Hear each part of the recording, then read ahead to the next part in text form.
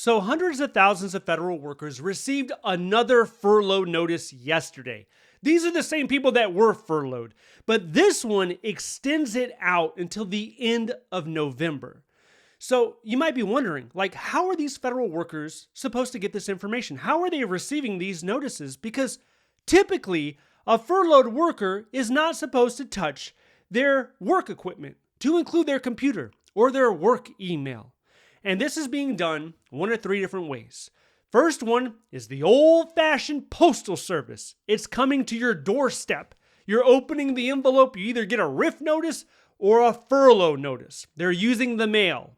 The second is you're getting a call. Maybe you're getting a late night call. Supervisor calls you up or somebody else from the agency and they're letting you know. Or it could be a text message.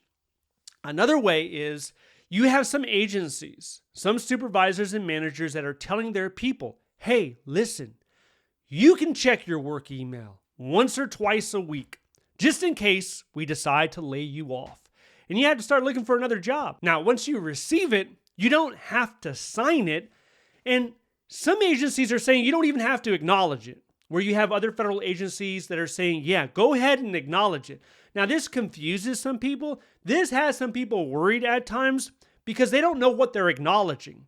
And it's not that you're acknowledging the contents of the document. You are acknowledging that you have received the document. So I don't know if that makes you feel better about acknowledging it, but like I said, not all agencies are requiring it. If you find yourself as an accepted federal worker or exempted or recalled, because that's been happening more and more. People thought they were furloughed and all of a sudden they get recalled back into the office and they have the privilege to work without pay. So if you find yourself in one of those categories, then you're not going to get a furlough notice. You shouldn't have a furlough notice unless they switched your status. If you did get the new notice, you could be thinking, is this the government's way of telling me that they're just going to drag their heels every single day all the way to the end of November? Is this really going past Thanksgiving? It could, but it doesn't necessarily mean that. This just means that every 30 days they have to update the notice. So that's what we're seeing here. Now, a big part of these new notices that a lot of people have been watching, a lot of people notice, it no longer has the back pay clause. So in the previous notices for most federal agencies, when they sent it out at the bottom, it would talk about the 2019 law that guaranteed back pay, retroactive pay to the federal worker. It no longer has that, and it's not a huge surprise because this is kind of in line with the OMB's website, the frequently asked questions page, where it was there and now it's no longer there.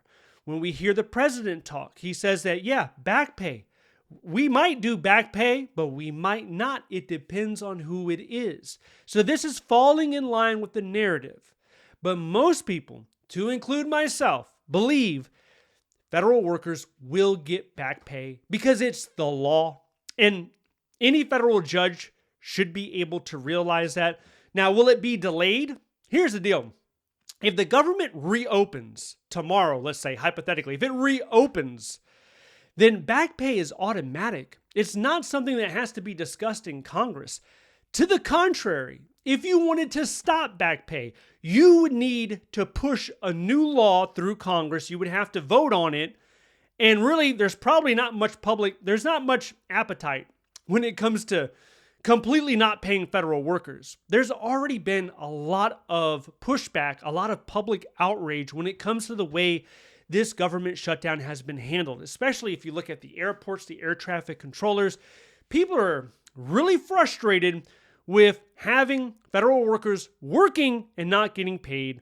And you have what you would call non-essential people that are not working and they're not getting paid, but then they're getting drugged into the office. That's a whole nother situation. So I would rest assured that all federal workers should be getting paid as soon as this shutdown ends. And really the reason that things are unfolding this way, it's to put further pressure on politicians, on Democrat politicians, so that they go along with the CR, with the continuing resolution, so that they vote for it, even though they voted against it over a dozen times. Now, the side benefit, the bonus, I would say, for some people, is that it stresses out the federal workforce because we have a lot of people that think, oh my God, I'm not going to get paid. What am I going to do? And speaking of that, we're in a new month. We have another pay period where federal workers, a lot of them, over 1 million of them, have missed a full paycheck, and they got to figure it out. How am I going to get this money? What do I got to do? I got to do something for money. What is it going to be? I'm going to be behind on my bills. Can I make my rent payment? I mean, it's a very stressful situation. And one of the things that a lot of people were looking at was SNAP. SNAP was threatened for a while to be cut, and that would impact millions of Americans, 42 million, I believe, to be exact. But now we're hearing from a federal judge in Massachusetts, I believe, and there's another one in the New England area. I think it might be Rhode Island. But you have federal judges saying, no, you cannot withhold SNAP. You have to make the payment. Do you know why? It's because SNAP is considered an entitlement program, much in the same way that Social Security is an entitlement program. And when I say that, there's people that get super upset because the first thing out of their mouth is, oh wait, that's not an entitlement. I paid into that. That's owed to me. And yeah, it is owed to you. You paid into it, so you're entitled to it. Entitled is not a derogatory word. It means it is owed to you, right? So in certain situations, because of the laws that we have passed in this country, it is owed to individuals to receive it. And there's a fund, there's money for it. There's over $5 billion there, and the USDA, when they were creating their contingency plan, when they were developing their shutdown plan, they specifically said the money is available. And then, shortly after the government shut down, the new narrative was that this money that is available, it is for USDA staff, not necessarily the benefits portion of it. But what we could end up seeing is the federal judge force the administration to release the money. We'll know more about that on Monday.